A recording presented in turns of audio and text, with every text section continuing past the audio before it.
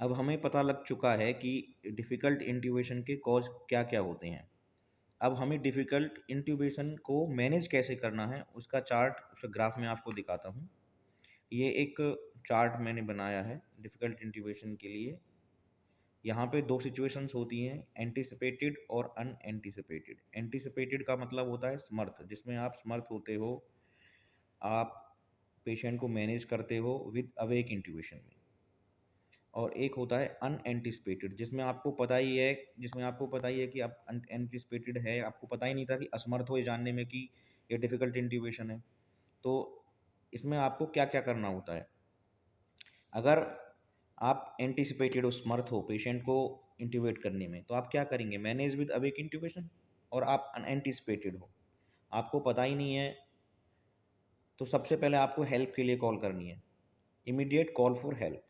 अब इसमें आपके सामने 2 कंडीशंस क्रिएट होती हैं, मास्क वेंटिलेशन पॉसिबल होगा या फिर मास्क वेंटिलेशन पॉसिबल नहीं होगा। ये हम बात कर रहे हैं अनएंटिसिपेटेड की।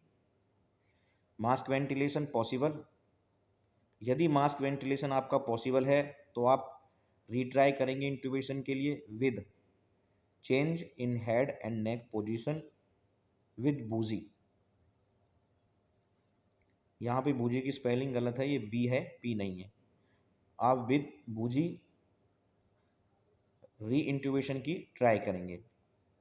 और उधर मास्क वेंटिलेशन नॉट पॉसिबल है तो आप दोबारा से रीट्राई करेंगे मास्क वेंटिलेशन के लिए with head and neck extension and jaw thrust, यानी आप उसके जॉ को उठा के दोबारा से मास्क वेंटिलेशन के लिए कोशिश करेंगे। इधर यदि आपका मास्क वेंटिलेशन पॉसिबल है और आपने पोजीशन चेंज की है, भुजी की सहायता ली है, तो उसमें 2 ही कंडीशन क्रिएट होंगी, या तो आप सक्सेसफुल हो जाएंगे या फिर आप अनसक्सेसफुल हो जाएंगे। यदि आप इसमें अनसक्सेसफुल होते हैं तो आप उसमें एलएमए या आईजेल के लिए ट्राई करेंगे।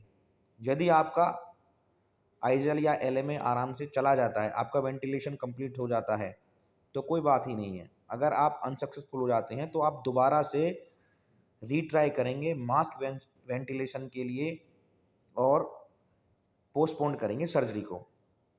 फिर आप सर्जरी के लिए पेशेंट को मना करेंगे।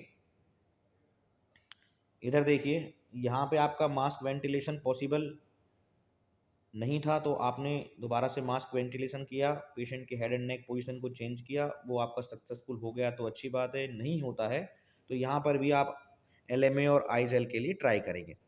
उसमें भी वही कंडीशन आएगी, सक्सेसफुल होगा या सक्सेसफुल नहीं होगा। अगर वो अनसक्सेसफुल होता है कई बार ट्राई करने के बाद, तो आपको क्रिकोथायरोडक्टमी करनी पड़ेगी। उसके बाद उस क्रिकोथायरोडक्टमी को आपको चेंज करना पड़ेगा ट्रकियोस्टमी में, अर्लीस्ट जितना फास्टेस्ट आप कर सकते हैं, और केस को आपको कैंसिल करना पड़ेगा। थैंक यू दोस्तों।